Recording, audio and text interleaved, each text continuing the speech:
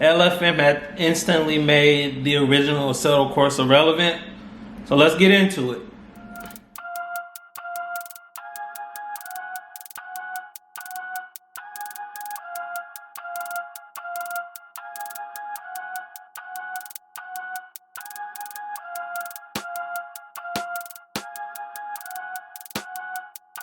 All right, before we get started, Low Field Motorsports, aka LFM, came back to Assetto Corsa.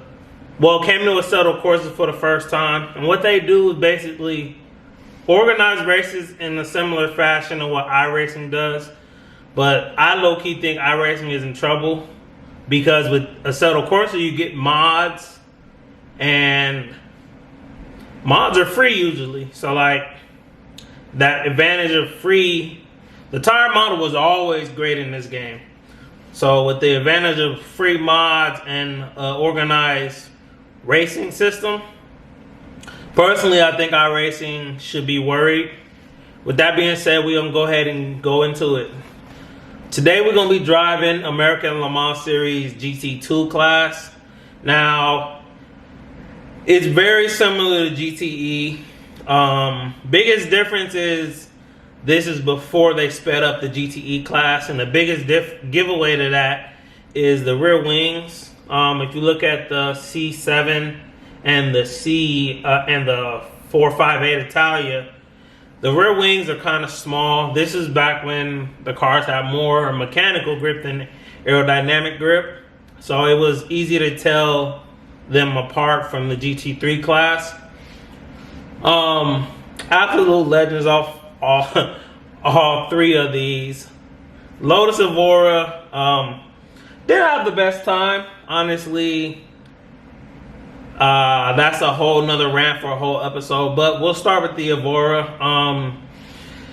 I do remember this car coming in, and it was relatively decent on pace, but in the game, you know, the way I see it, it raced in real life.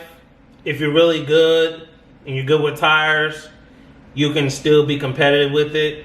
V6, transverse like the NSX, but next to it you got the Corvette C7. I'll add a picture of the C7 after they sped up the GTE class. Right here, you know, it had bigger aero, bigger rear wing, bigger diffuser. So that's the biggest difference between the two versions. Even though even though it was a fast car back in this day, they had to speed it up because GTE and GT3 were kind of in the way of each other at different parts of the track. Next to it, you got the 458 GT2, the last naturally aspirated V8 car from Ferrari to race. From here it's 488 and now 296. Then last but definitely not least, E92 M3 4-liter V8. It was a big deal when that car came to the American Le Mans Series. I even remember how mad Porsche was, funny enough, about the E46 M3 GT-R. I had a picture of that right here. So that E46 M3 GT-R had a V8, 4-liter V8. BMW actually, well, Porsche complained that they didn't sell a roll car with that V8. So E92 came out. Needless to say, it had a V8. We're going to drive these at Spa, and we're going to rank them and see where we end up.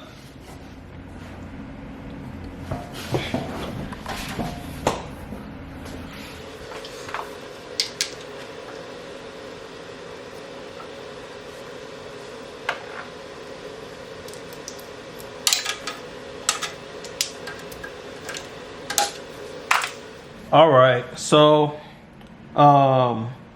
what a time to be an Assetto Corsa fan. We do know part 2 is coming out next winter. I think all of this was a precursor to kind of show what AC could do.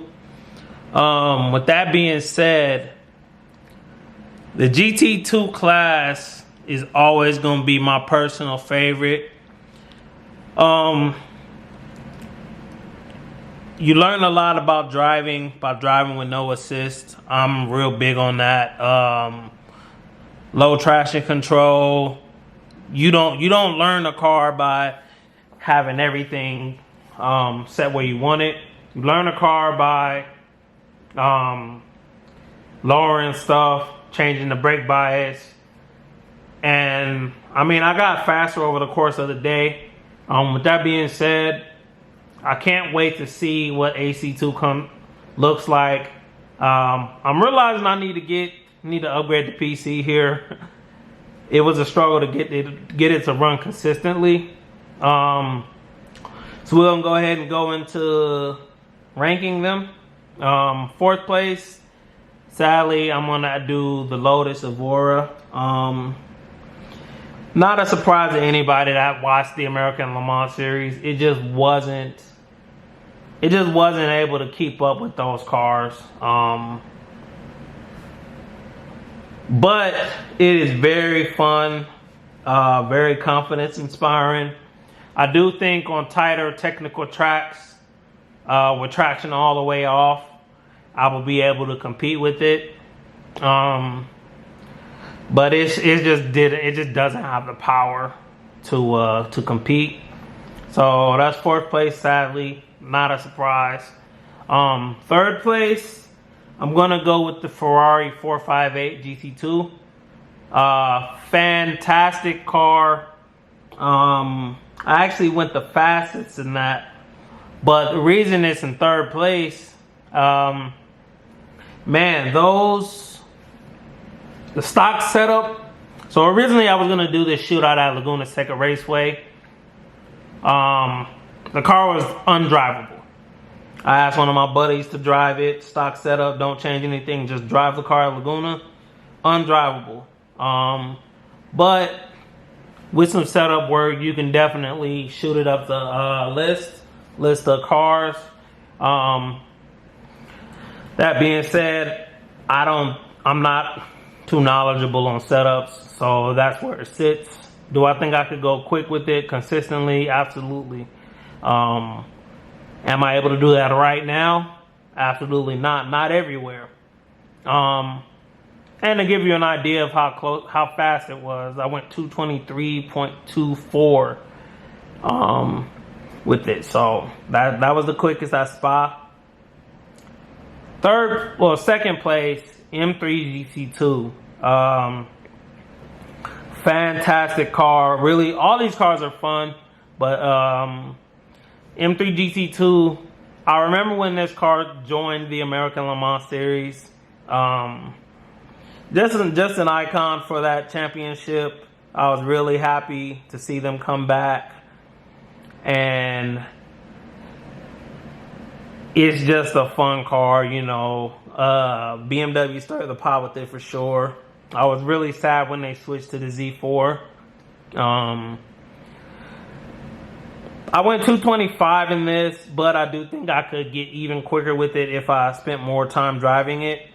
And of course, so that leaves first place, Corvette C7R. Funny enough, the newest car, so that shouldn't be a surprise to anybody, but I typically don't do well with front engine cars.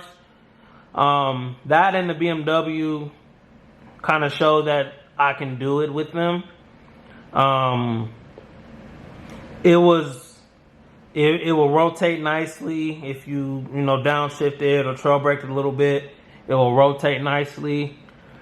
It had the top end speed to challenge anything. Fantastic car, man. Yeah, so that's my list for the video. Stay tuned. We're gonna keep it going. Alright guys, appreciate you guys tuning in for another episode of Apex Vision TV.